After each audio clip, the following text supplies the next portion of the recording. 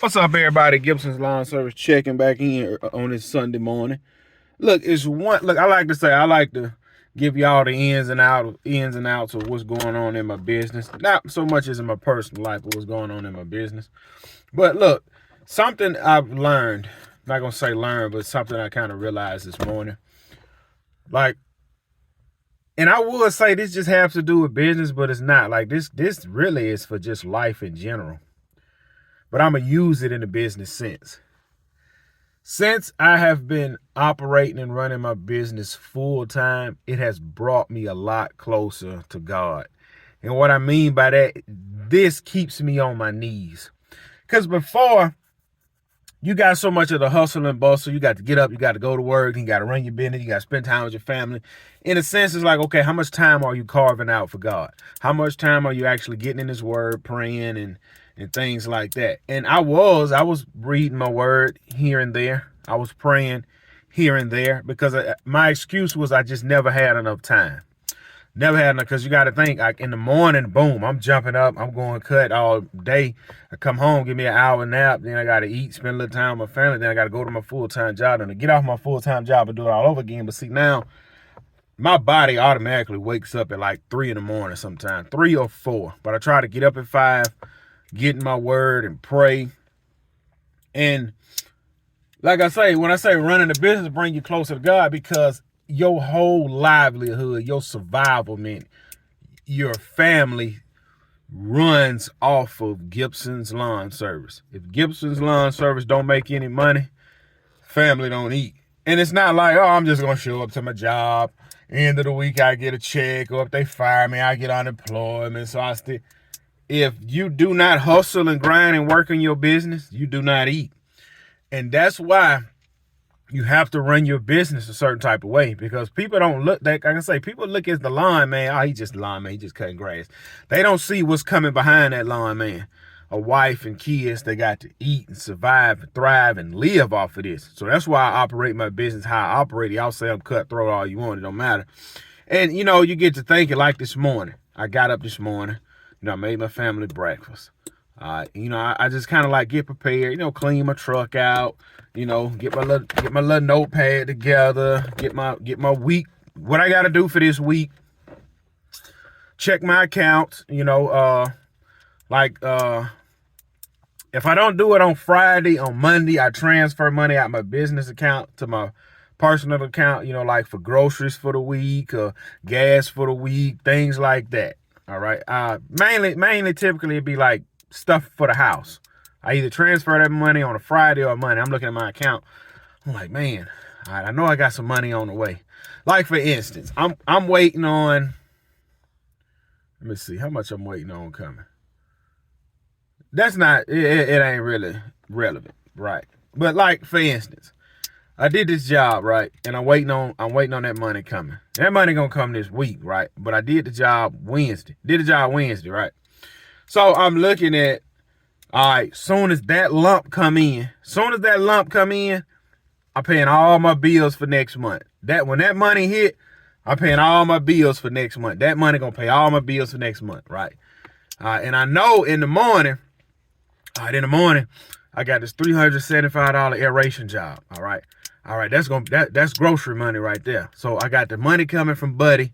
That's going to pay all my bills. Then I got this aeration job coming. That's going to pay for groceries. And then I got my normal routine schedule on what I'm going to make this week. And I'm not saying I'm counting my eggs for its hatch, but since I done the job, I know that money coming and I know where I'm putting that money. And in the morning, first thing in the morning, I'm going to do the aeration job. If the lady don't change her mind, say, hey, it's too wet, whatever. But like, even if I don't do the aeration money, I still got the grocery money. I'm just showing y'all how I always, each dollar come in, I delegate it to go somewhere, whether it be the savings, business expense. Each dollar comes in, gets an assigned task. It don't just sit, right? And I'm looking at it like, then here comes the worry. Man. Because remember I told y'all I came out here one morning, my truck acted like it didn't want to start. I had to jump my truck off. I'm like, man, I thought I had this fixed. But since I jumped it off that one time, I ain't had no more problem since. So then you'll start to worry. You'll get up. What if my truck don't start, man?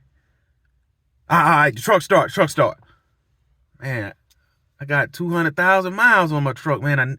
I need another F-250. I need another work truck. Man, that ain't really in the budget right now. What if I get over here on this job, pull this air rate off? Like last time I pulled that air rate off the trailer, I pulled that string broke.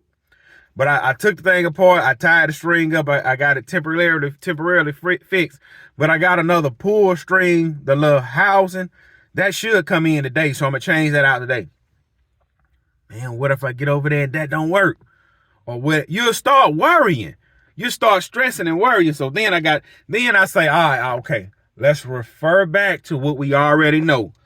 1 Peter 5:7, Jeremiah 29:11. Come on, man. You know, God got us, man. God got us. Stay focused. All right. And that's when you really realize, like, man, none of this is from the power from me or from within. All of this is not from me. It's from God's mercy, love, and grace. So I got to step back sometimes and look in the mirror and say, bro, you couldn't even wake yourself up this morning. You know what I'm saying? Like, it's not up to you to, God gave this family. He's going to provide for you and your family. If you're doing it, if you're taking all of the steps necessary, you getting up in the morning, you in your word, you praying, you putting your work clothes on, you load your truck up to go to work, why wouldn't your truck start? Well, man, the truck didn't start. Well, he probably saying go down there and get you another truck because it's time. But then I get another truck, then that's another bill. You don't think he's going to... Look, I remember, this is when I was at my full-time job and my business wasn't thriving. My wife was, we thought we was having another baby on the way. We had 3 kids at the time. We thought we was having another one on the way, which made 4. And at that time, I had a Chevy Avalanche. My kids were small around this, well, they still small. But I had 3 car seats in the back of that truck. That's like a Silverado 1500. I had 3 car seats in the back, and it was me and my wife. I said, man, we got to get an SUV now. I said, because we get the other baby, where the baby gonna sit? It ain't like this truck, how you got this console let into a seat. So I was scrambling. I found I'm gonna skip that part. I found the truck my wife's in now. GMC Yukon. It just had 112,000 miles. And I think they wanted maybe $12,000 for the truck. I said, man, that's budget friendly. I can afford it. Let's do it. And then I sell my other truck. I said, well, man, I don't know if the bank will give me the money. Around this time, I was opening up a savings account with this bank. There was like, so I opened up the savings account and I woke up Friday.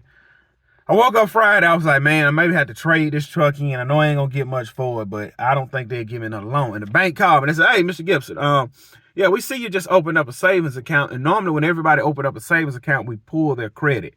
Were you looking to buy anything? I said, dang, man, God opening that door. I said, yeah, look, I'm looking at this truck. This how many miles on it. This what they want. She said, give me the VIN number. Gave her the VIN number. She said, look, give me 30 minutes. And I didn't go to work this Friday morning because I was about to go try to trade this truck in, which I knew they were going to screw me around on just to get this family truck. I wasn't in a bind. I could have waited, but something was telling me, man, go make this happen today. Something was telling me, go make this happen today. Don't wait. Even if your wife pregnant, you got 9 months, go ahead and make this happen. So the lady called me back. Look, Mr. Gibson, you're 100% approved. This how much the payment gonna be a month. I mean, everything was smooth. So I shot down to Louisiana, got the truck. And then when I was getting the truck, I was like, man, I don't know how much the tag gonna be. See, Mississippi, the tags are high in Mississippi. The dealer was like, look, we always pay for the tags on new vehicles. I don't even remember the name of that dealer lot to this day. So they got the tag, got the truck, put it on my insurance. I was good. And come to find out, my wife, she ended up having a miscarriage. Did she have a miscarriage? I think that was later on when she had a miscarriage. But anyway, she wasn't pregnant. But my wife's pregnant now. She's going to be having that baby in 2 months. And I was like, man, I could have saved that money. I ain't need the truck. If I had to buy another SUV today, the prices on vehicles are through the roof. I couldn't afford it if I had to buy a new one today. But looking back, God was moving stuff around so I can go ahead and get this, be able to afford this vehicle so I can move on and make happen what I need to make happen. Like right now, the prices on trucks are dropping. But anyway, man, look, trust God, man. He gonna always make stuff happen. I should be out of debt here shortly. And once I get out of debt, I will be probably getting another truck. But I gotta sell a few things. Like I like my car. I plan on selling my car here shortly. But look, anyway, I just want to put this out here. I got to go ahead and get ready for church. I'll catch y'all on the next.